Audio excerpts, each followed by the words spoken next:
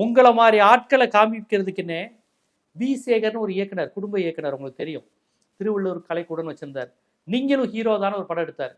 அதுல எப்படி இந்த சினிமா முகத்துல இந்த ரசிகர்கள் இவ்வளவு முட்டாள் ஆகுறாங்க அப்படிங்கிறது படம். இந்த சினிமாக்காரங்களே இவ்வளவு பெரிய கடவுளா பாக்குறீங்க, அவங்க ஒன்னா நம்பர் அயோக்கிய பயலுகன்னு சொல்லி சினிமாவே எடுத்திருக்காங்க. நீங்களும் ஹீரோ தான்.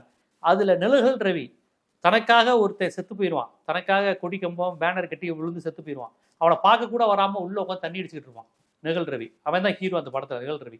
அப்ப நிகழ் ரவி சொல்லுவாரு, அவன் செத்து போனா நான் அப்புறம் அவனால வந்து பார்க்க முடியும், விடு விடு, எனக்காக இப்படி உயிர் கொடுக்க எத்தனையோ லட்சம் பேர் இருக்கான் அப்படின்னு தம் அடிச்சுட்டு நிகழ் ரவி நல்லா நடிச்சிருப்பாரு இந்த சீன்ல. அப்படி தண்ணி பாப்புல அது தெரியாம வெளியே ரசிகர்கள் தலைவா துக்கம் தாளாமா அழுகிரியா தலைவாங்குவாங்க.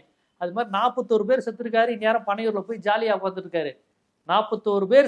விஜயகாந்த் மாதிரி ஒரு தலைமை தான் தொண்டர்கள் 41 பேர் செத்துருந்தா உள்ள உட்காந்துருப்பாராங்க. விஜயகாந்த் வேட்டியை மறிச்சு கட்டிட்டு வந்து நின்று கதறி இருப்பாப்ல. யார் காரணம், என்ன காரணம், ஏன் கூட்டமா, என்ன நடந்துச்சு, எவன்டா இதுக்கு பொறுப்பு போட்டு அந்த இடத்துல அடிச்சிருப்பாருங்க விஜயகாந்த் கேரக்டர்.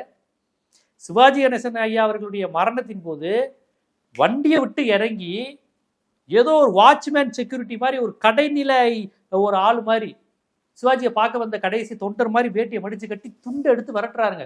போ கூட்ட கூடாத போ, ஐயாவோட ஊர்வலம் போதுல போ அப்படிங்கிறாரு.